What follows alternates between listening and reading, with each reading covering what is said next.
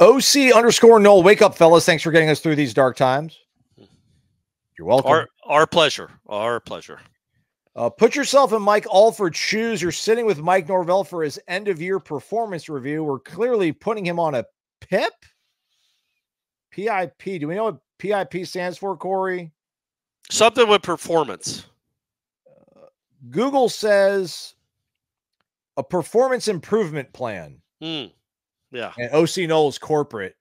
Yeah. He is corporate if he knows that one. All right, so we're clearly putting him on a performance improvement plan. What are the top 5 areas for improvement you're highlighting? Huh. All right, well, we like bullet points. We like things nice and tidy. So dare I say, let's go ahead and fire up the generator and the cameras. Corey doesn't get any more excited the entire week as he does when we do this, and he gets to crank on that generator. Thanks for being here. It is Generating Discussion sparked by Cummins. Give them a follow over on Instagram. CumminsLifestyle. It's all one word. Get to check out all the cool things they're doing with their RV that's crisscrossing the country. It will be in South Bend, Indiana, November 9th for the Florida State Notre Dame game. I'll be there too. We're going to have it turned around by then. I certainly hope so. So yeah, come check that out. And don't forget, be on the warchant.com message boards. Post your question in the Renegade Express mailbag. Best one every single week gets featured in this video. We then do an end-of-month drawing with all of our monthly winners for a gift bag from Cummins. Awesome swag in the bag. And then you also get entered into the grand prize drawing for either a free portable generator or portable power station. These things are hugely valuable this time of year, all the time of the year. So be a member, get involved in Generating Discussion sparked by Cummins.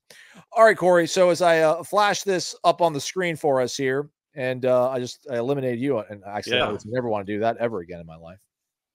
I don't know. 5 seems like a lot. Yeah. Who's got time for that? Honestly, I don't even think he would. I don't think Norvell or Alford's going to have 5. Yeah.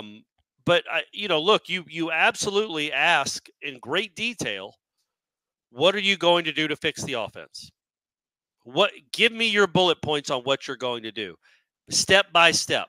Let's go through it, and you tell me number one, what happened this year that was a failure, why it happened, and how you're going to correct it. But that is absolutely, that's number 1, number 2, and number 3. I think you cannot miss a quarterback. What is your plan at quarterback? I think number 2 is you're going to have to get a new coordinator on one side of the ball. So either you don't trust your offense any longer, or you think the defense needs to have a little bit more teeth to it. And I think number 3 is, what is our plan for recruiting? Yeah. What is the budget we need? Are you going to keep using the portal?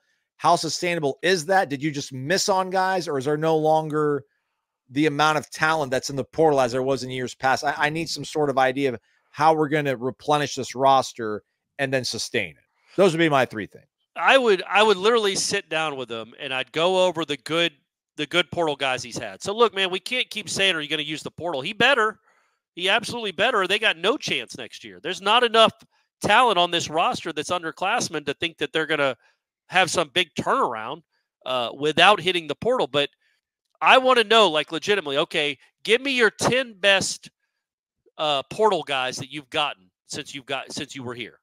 And then tell me why that didn't happen this year. Why was Tatum Bethune such a much better signing than Sean Murphy? Why was Keon Coleman? Now that seems obvious. Why was Johnny Wilson such a better signing than Jaylen Brown or Malik Benson? Or Jarian Jones over Earl Little. Or Dylan Gibbons over Richie Leonard and TJ Ferguson. Like, on and on. Like, what? Trey Benson over Roydell Williams.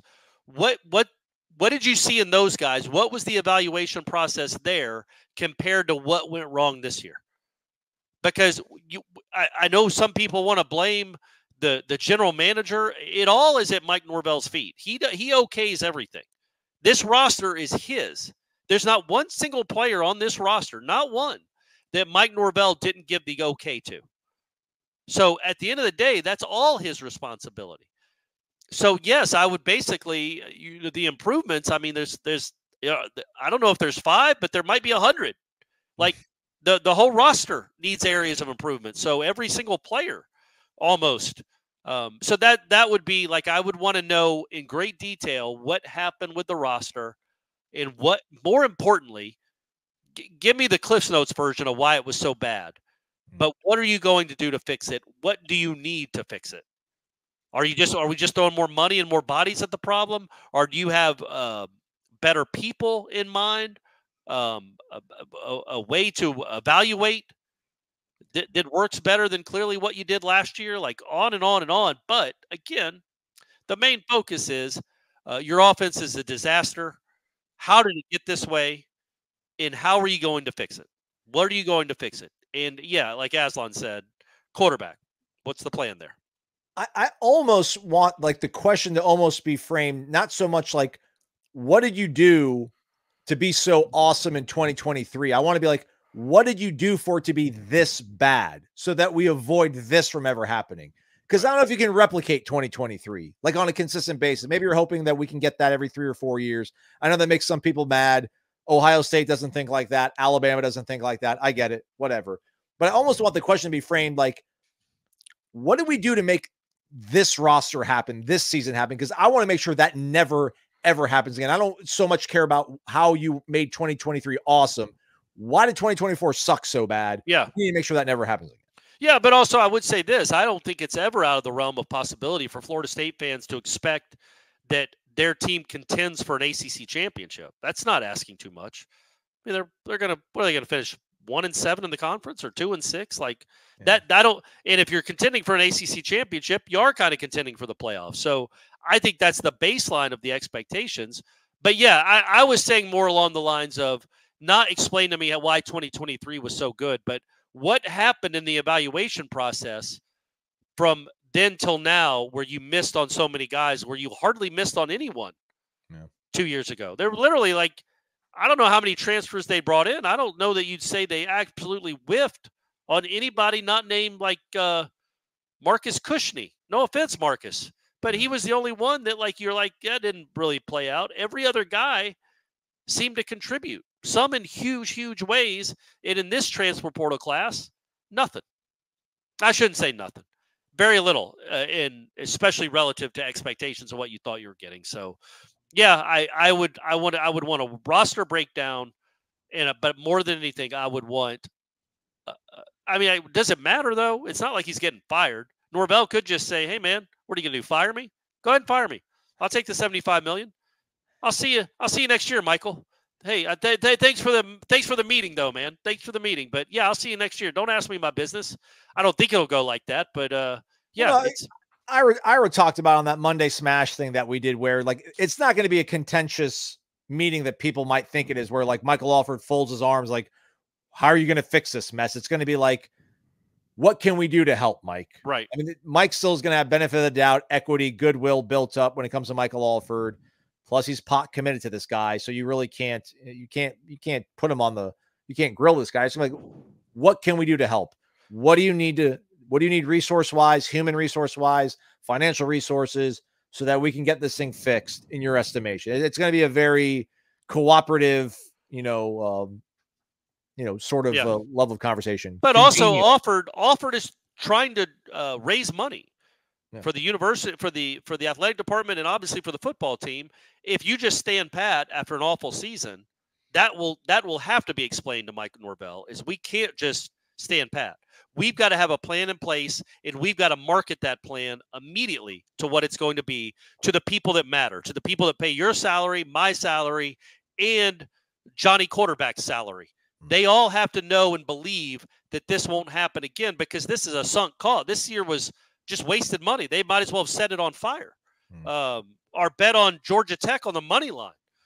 They could have done a lot of better things with their money than that. So I think that's what has to be just completely understood by Mike Norvell. Is it's going to be hard to give him any sort of roster if the people that pay the bills aren't convinced that he's going to make real changes that make this a success again very soon. All right. Shout out to OC_Nole. He is the weekly winner. He'll get dropped into the September batch of picks. I think it'll be the September. Oh shoot! I think we actually should we have done the drawing for September? I'll figure it all out. I promise. We'll give a monthly winner out September gift bag, and you'll be entered into the grand prize drawing for that portable generator, portable power station that I mentioned. It's all courtesy of the awesome people over at Cummins. All we ask is that you show them some love by going over to CumminsLifestyle on Instagram and giving them a follow. We probably wouldn't be doing a show right now if it wasn't for Cummins. So go do it, everybody.